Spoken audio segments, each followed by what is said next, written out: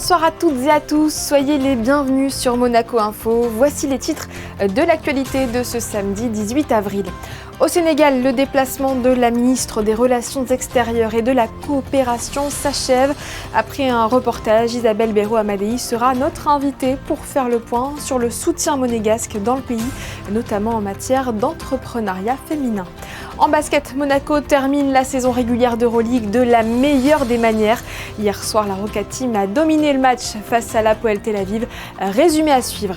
Il y a 70 ans, jour pour jour, Monaco célébrait sous les yeux du monde le mariage du siècle. Le prince Régnier III et Grace Kelly se disaient oui. L'émotion est toujours vive en principauté. Nous recevrons l'animateur et journaliste Stéphane Bern. Et puis la chronique US nous emmènera à New York, dans les pas de la mission de la direction du tourisme et des congrès, actuellement aux États-Unis pour promouvoir la destination Monaco. Tout au long de la semaine, nous avons suivi la visite de travail d'Isabelle Béraud-Amadei au Sénégal. Dans un instant, nous ferons le bilan de ce déplacement avec la ministre des Relations extérieures et de la coopération. Mais avant cela, je vous propose de découvrir un ultime reportage. Bonsoir Émilie Rousseau, vous avez quitté la capitale pour vous rendre un petit peu plus au sud du pays. Oui, nous sommes à 3 heures de route de Dakar, dans le delta du Saloum, un site protégé, un site inscrit au patrimoine de l'UNESCO pour découvrir les activités d'ICD Afrique, un partenaire de la direction de la coopération internationale. Et pour aller découvrir les actions de cet institut, nous avons dû emprunter une pirogue typiquement sénégalaise. Bordé par l'océan Atlantique, le Sénégal est un pays plein de ressources. Il possède des écosystèmes exceptionnels, parfois même insoupçonnés. Dans le delta du Saloum, dans un véritable labyrinthe de mangroves, un programme a transformé la vie des femmes. Depuis toujours, dans cette région, la récolte des coquillages est une tradition. Aujourd'hui, cette activité est la principale source de revenus des femmes. Dans le delta du Saloum, l'exploitation des coquillages était destinée à 100% pour les femmes. C'est une activité culturelle, une activité de subsistance, mais actuellement c'est une activité économique. Et cette activité est pratiquée uniquement par les femmes, avec de maigres moyens. Mais actuellement, on assiste à une progression de l'activité. Voilà, l'activité qui était une activité très artisanale commence à se moderniser. Et pour accompagner au mieux cette modernisation, l'ONG ICD Afrique mène dans la région un programme baptisé Femmes et Coquillages.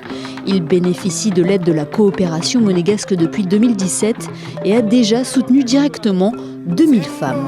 Je me sens fière parce que je suis une femme active, une femme aussi leader.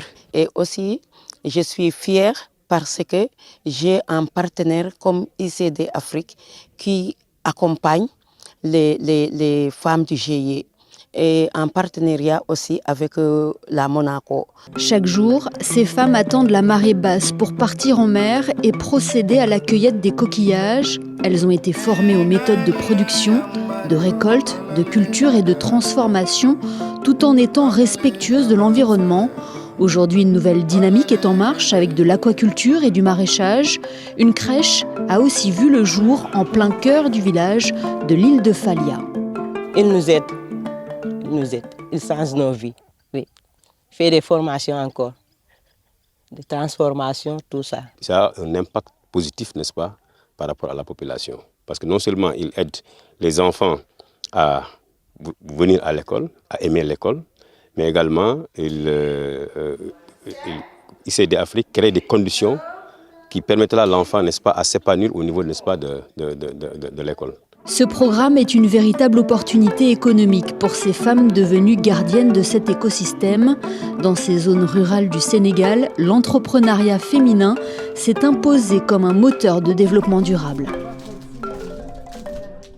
Pour dresser le bilan de cette visite, Isabelle Béraud-Amadei a accordé un entretien à Émilie Rousseau. Nous l'écoutons. Bonsoir Isabelle Béraud-Amadei. Bonsoir Émilie. Merci de nous accorder cet entretien à l'issue de votre première visite au Sénégal. Tout d'abord, quel bilan vous dressez de cette visite de travail ? Eh bien, je dirais que d'abord, Monaco et le Sénégal, c'est une longue histoire puisque nous entretenons des relations partenariales avec ce pays depuis 2004. Donc des liens solides, des liens que nous avons construits au fil du temps. Mais vous l'avez dit, Émilie, c'est la première visite ministérielle ici au Sénégal. Donc un moment important dont l'objectif était double. D'abord, dynamiser nos relations diplomatiques avec les autorités du Sénégal et puis valoriser l'action de la coopération internationale en allant sur le terrain pour voir un petit peu la mise en œuvre des projets de cette coopération ici au Sénégal. Oui, 16 projets sont soutenus ici au Sénégal et ce dans différents domaines. Hein.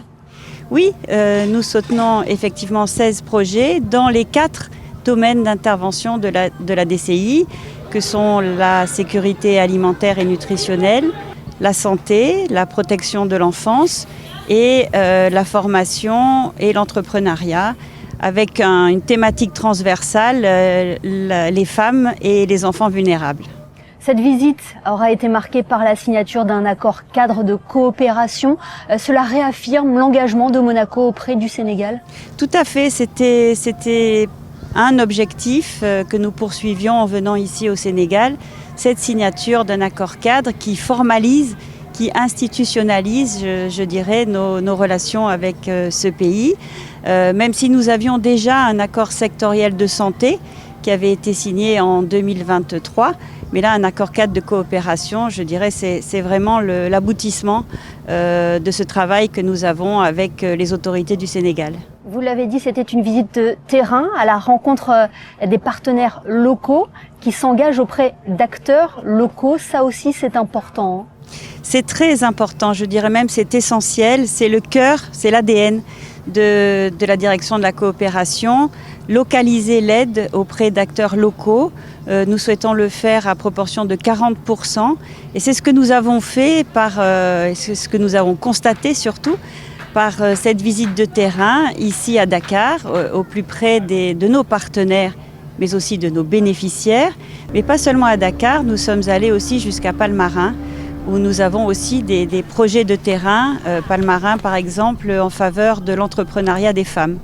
Et ces thématiques sont toujours liées, alignées dans la politique publique du Sénégal.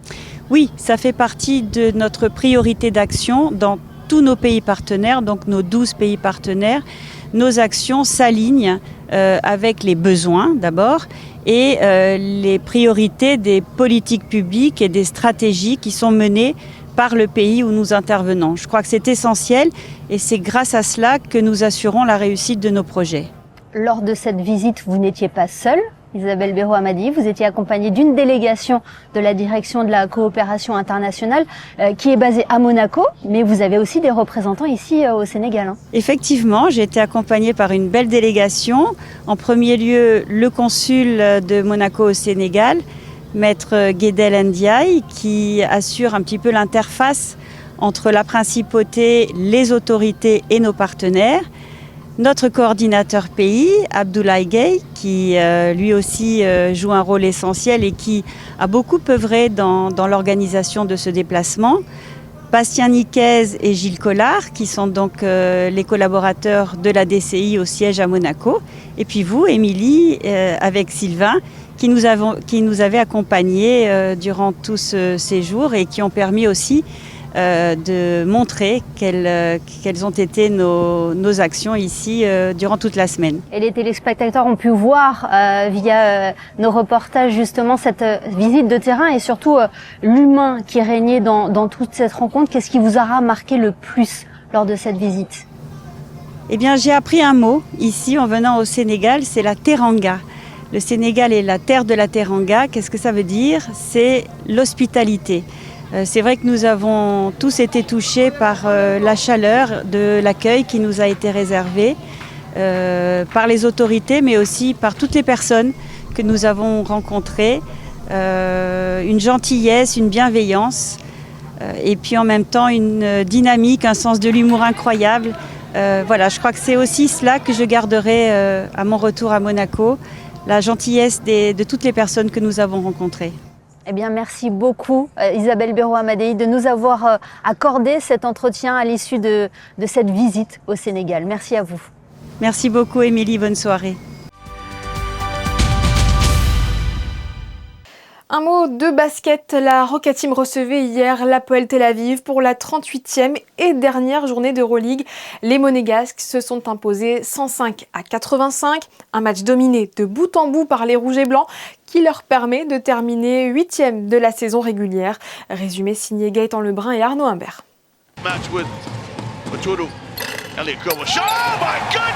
La Roca Team n'avait pas le droit à l'erreur et a peut-être disputé hier son meilleur match de la saison en dominant l'Hapoel Tel Aviv dans presque chaque quart-temps. Grâce à Jaron Blossom Game, auteur de 30 points hier, et au retour de Mike James à son plus haut niveau, avec 20 points, 3 rebonds et 7 passes, les Monégasques étaient en mode rouleau compresseur et terminent la saison régulière sur une note positive. C'est sûr que se baser sur ce genre de performance, c'est ce qu'il faut, que ce soit défensivement ou offensivement, dans le partage du ballon, c'est ce qu'on recherche à faire et voilà, j'ai l'impression que c'est un peu notre identité quand on est, comme vous l'avez dit, quand on est dos au mur, que ce soit cette année, l'année dernière ou même il y a 2 ans, c'est là qu'on arrive à jouer notre meilleur basket. Tous les titres probables à aller chercher, ils sont encore à notre portée, donc on ne va pas s'arrêter maintenant et on va essayer de finir ensemble correctement. Avec cette 8e place, les Monégasques disputeront un premier match de play-in mardi à l'extérieur face au Panathinaikos. En cas de victoire, ils rejoindraient directement Valence en quart de finale. Et en cas de défaite, la Roca Team aura une seconde opportunité de rejoindre les playoffs vendredi face au vainqueur de Barcelone, Étoile Rouge de Belgrade. Mais dans ce cas-là, Monaco tomberait sur l'Olympiakos en quart de finale. C'était il y a 70 ans, le 18 avril 1956. Le mariage civil entre le prince Régnier III et Grace Kelly était célébré au Palais Princier. Une séquence suivie le lendemain de la cérémonie religieuse dans la cathédrale. 2 jours qui ont marqué l'histoire, suivis à l'époque par des millions de personnes à travers le monde. Aujourd'hui encore, cette union entre le souverain monégasque et l'actrice américaine fascine. L'association Monaco-USA a organisé une soirée spéciale hier au Marius. Théo Schumer et Julien Laugier y ont assisté. The weekend 70 years ago, Princess Grace and Prince Régnier were married. On l'annonçait comme le mariage du siècle. Pourtant, au siècle suivant, on en parle encore avec la même émotion.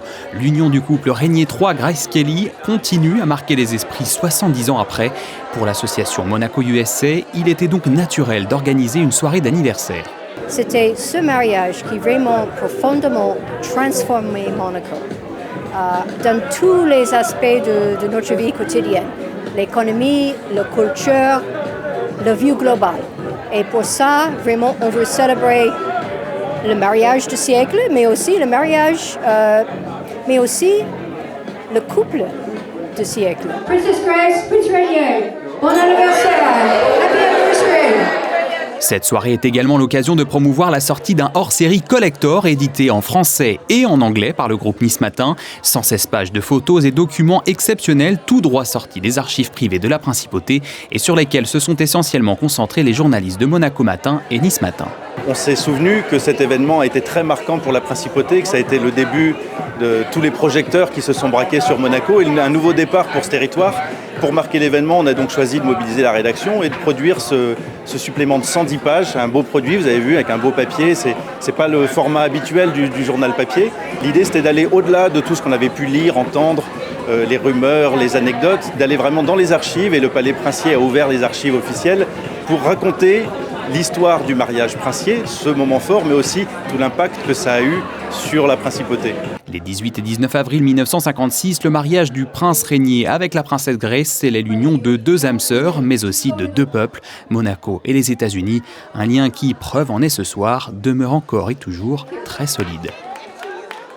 Pour évoquer plus en détail ce que l'on surnomme le mariage du siècle, nous nous connectons tout de suite avec Stéphane Bern. Bonsoir. Bonsoir. Merci de répondre toujours présent sur Monaco Info et pour parler cette fois-ci de cet événement planétaire. Il y a 70 ans, jour pour jour, le prince Régnier III et Grace Kelly se disaient oui dans la salle du trône. Leur amour a immédiatement fait rêver. Pourquoi ? Écoutez, ce qui était tout à fait mythique c'est pour ça d'ailleurs qu'on parle du mariage du siècle entre le prince Régnier III et l'actrice oscarisée à Hollywood, Grace Patricia Kelly, c'est que en fait, les Américains ont découvert Monaco. Vous savez, même quand le prince Régnier a fait sa demande, la mère celle qui allait devenir la princesse Grace avait cru entendre Morocco et elle pensait que sa fille allait épouser le sultan du Maroc. Et en fait, c'était le prince de Monaco. Et donc, ça a mis Monaco sur la planisphère, ça a mis Monaco sur la carte du monde pour tous les Américains. Vous imaginez quand même le retentissement. C'est vrai le 6 mai 1955, l'actrice oscarisée pour une fille de province était venue à Monaco rendre visite au prince Régnier. Donc on avait vu les photos dans le monde entier. Et un an plus tard, ou un peu moins, puisque c'était le 18 et 19 avril 1956, eh bien, elle l'épousait sous les voûtes de la cathédrale de Monaco. Il y avait 1600 journalistes. Quand j'ai travaillé avec Christian Curius sur le centenaire du prince Régnier, on a retrouvé tous les documents dans les archives. Et d'ailleurs, il y a une exposition au Palais qui va retracer les 70 ans du mariage princier. Mais c'était fabuleux de voir l'émotion de la presse. L'endroit où on avait fait la tribune de presse, l'endroit où les journalistes travaillaient pour le mariage, ça a été vraiment le mariage du siècle. On a du mal aujourd'hui parce que on banalise. Il y a eu Charles et Diana, depuis il y a eu d'autres mariages, mais c'était vraiment le premier grand mariage dans le monde. C'était le premier grand mariage dans le monde. Il a été suivi, vous l'avez dit, par des millions de téléspectateurs. 1800 journalistes ont envahi le Rocher pour couvrir ces 2 jours. Donc le premier, le mariage civil, le lendemain, la cérémonie religieuse, qui était peut-être plus impactante dans la mémoire collective? Oui, absolument. D'abord parce que, évidemment, pour une dynastie catholique régnante, ce qui fait foi pour la légitimité ensuite de la succession dynastique, c'est le mariage religieux à la cathédrale de Monaco. Ce qui est amusant quand on voit les archives, c'est qui était présent. Il y avait le roi Farouk, il y avait le François Mitterrand qui était ministre de l'Intérieur et qui représentait la France. Donc c'est assez amusant. Il y avait aussi beaucoup d'acteurs d'Hollywood qui étaient là. Et si vous voulez, ça a permis aussi, je dois le dire, pour moi qui suis philatéliste, pour tous les philatélistes du monde entier, de collectionner les timbres de Monaco. Parce qu'il y a eu une édition spéciale et puis depuis, vous savez que l'Office des timbres de Monaco connaît un succès dans le monde entier. Il y a beaucoup de collectionneurs. C'est pour dire que ça a attiré l'attention sur Monaco. Il y a eu les premiers goodies, des mugs, des assiettes. Alors, ça n'a rien à voir avec l'émotion qu'ont ressenti les membres de la famille princière. On avait le sentiment que le couple princier était un peu fermé parce qu'il y avait une telle émotion, une telle pression sur eux. Mais ça a été vraiment une liesse populaire. Et c'est les derniers événements où le prince de Monaco, comme le disait Vauvenargues, pouvait réunir tous les monégasques sur la place du Palais ou dans son jardin. Parce que par la suite, évidemment, et on l'a vu avec le mariage du prince Albert II, il fallait prendre des espaces plus grands tellement il y avait de ferveur populaire. Mais c'est pour ça que ce mariage, il y a 70 ans, est resté dans les mémoires. C'est que ça a donné un retentissement à Monaco dans le monde entier. D'ailleurs, Monaco en bénéficie toujours. Monaco est une voix qu'on entend dans tous les domaines, évidemment l'enfance, l'environnement, la défense des océans grâce au prince souverain, mais aussi depuis ce mariage, il y a cette présence, comment dire, une importance plus grande que sur une carte du monde. Vous l'avez dit, ce mariage a transformé le Rocher en un conte de fées et a impacté la principauté en transformant son image sur la scène internationale. Ça a changé beaucoup de choses par la suite. Oui, ça a changé beaucoup de choses parce que tout d'un coup, on a commencé, et c'est la volonté du prince Régnier qui était un prince bâtisseur, il a fait exister la principauté de Monaco dans le monde. Parfois, il y a eu des bras de fer, on l'a vu avec la France en 1962, il y a eu une nouvelle constitution, mais ensuite il a construit la prospérité monégasque. Et je pense qu'il avait besoin vraiment d'avoir une princesse Grace à ses côtés, qui a été la plus belle, la plus incroyable des ambassadrices de la principauté. Ce couple a rayonné vraiment dans le monde et donc a fait en sorte que Monaco prenne une place plus grande que sur une carte et avec une influence, c'est l'influence. On appelle ça aujourd'hui du soft power. C'est la diplomatie, c'est l'importance culturelle aussi. La culture à Monaco est devenue une capitale culturelle. Il y a eu toutes les rencontres internationales pour la diplomatie, pour la paix. Les grands séminaires ont eu lieu avec la construction de ces hôtels. Et le prince régnier, évidemment, a eu ce moment de gloire quand Monaco a été une voix à la tribune de l'ONU en 1993. Il y a eu le Conseil de l'Europe. C'est-à-dire qu'aujourd'hui, Monaco est une voix qui existe, qui porte sur la scène internationale.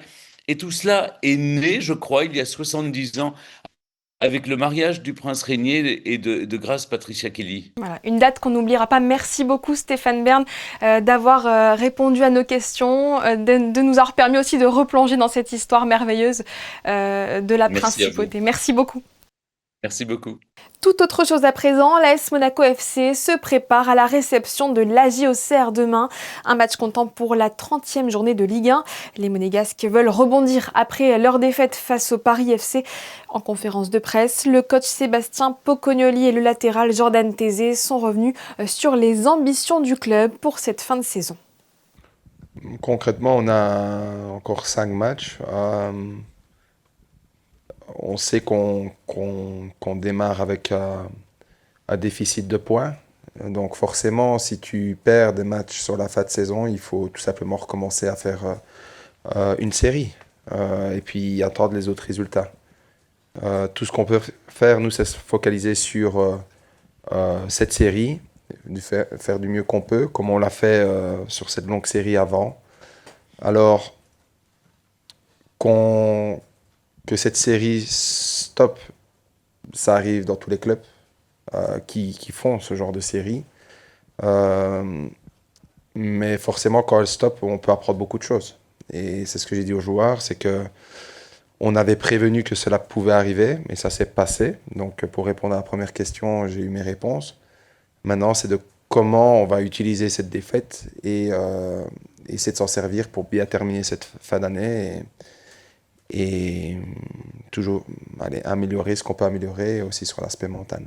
Ça fait pas de bien parce que on avait gagné aussi beaucoup de matchs, mais ça se passe. On sait que les Ligue 1, c'est jamais facile, même contre l'équipe des équipes avec beaucoup de points, même contre l'équipe avec pas beaucoup de points.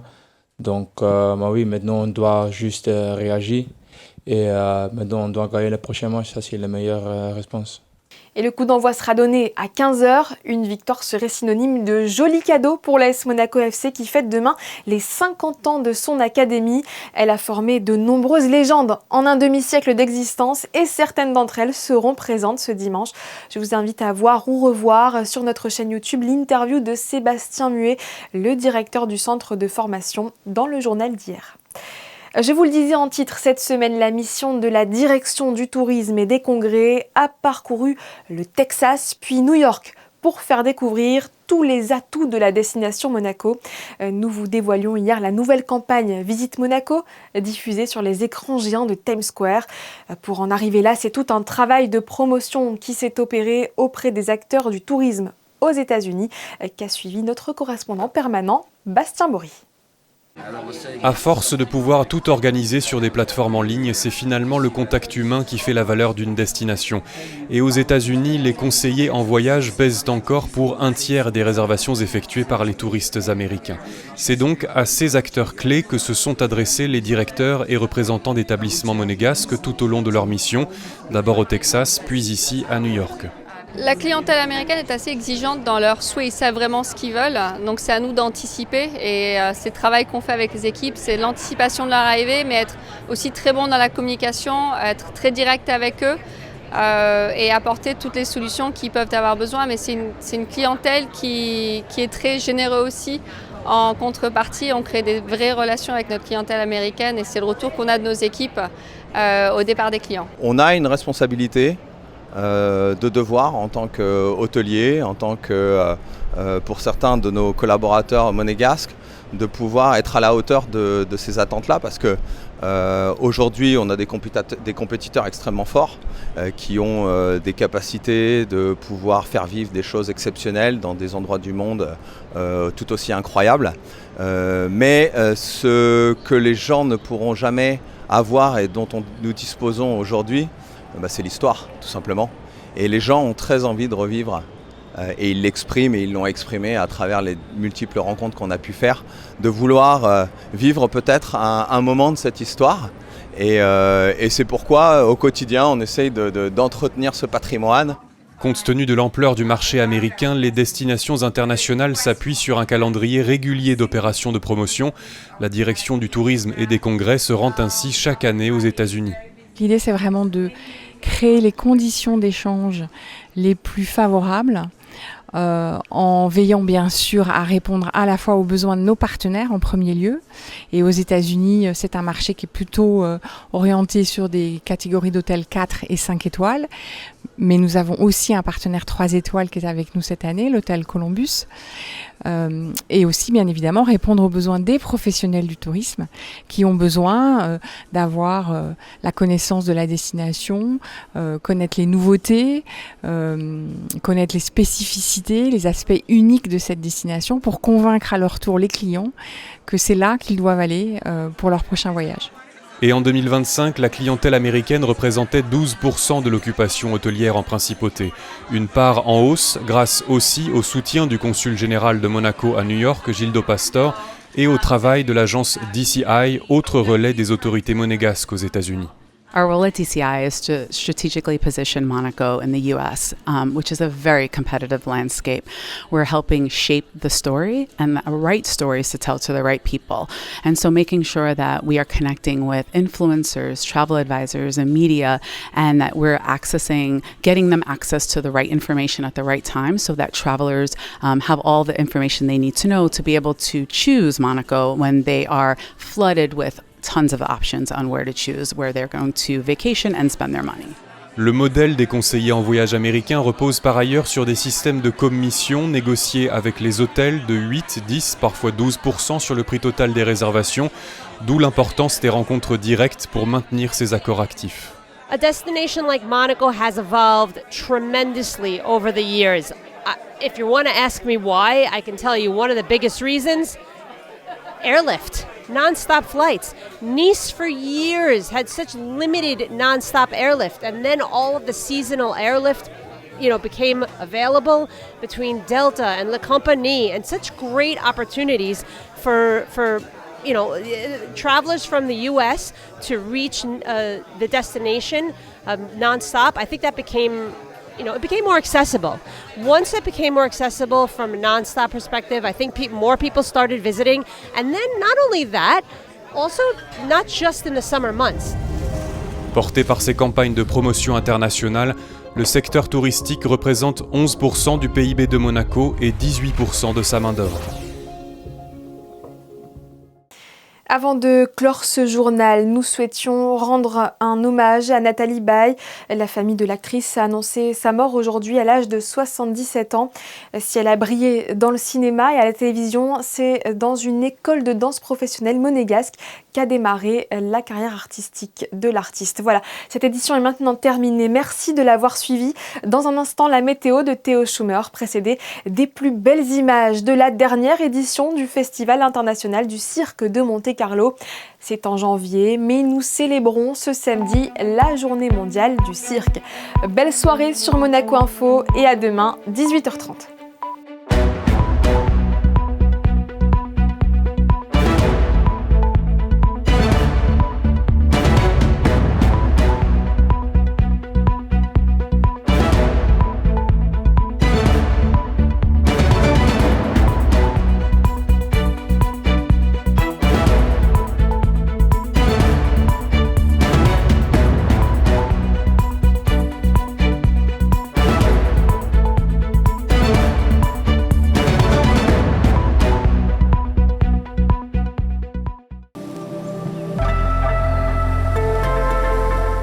Bonsoir à tous, ravi de vous retrouver pour vos prévisions météo. Des prévisions particulièrement agréables demain en principauté, bien que la journée s'annonce un poil couverte. Demain matin, vous vous réveillerez avec un voile nuageux qui se poursuivra jusqu'au soir. Il faudra attendre lundi pour retrouver un peu plus de soleil. Côté température, attendez 18 degrés en matinée et 19 degrés l'après-midi. Et ce dimanche 19 avril, vous penserez à souhaiter une excellente fête au Emma. Excellente soirée avec nous.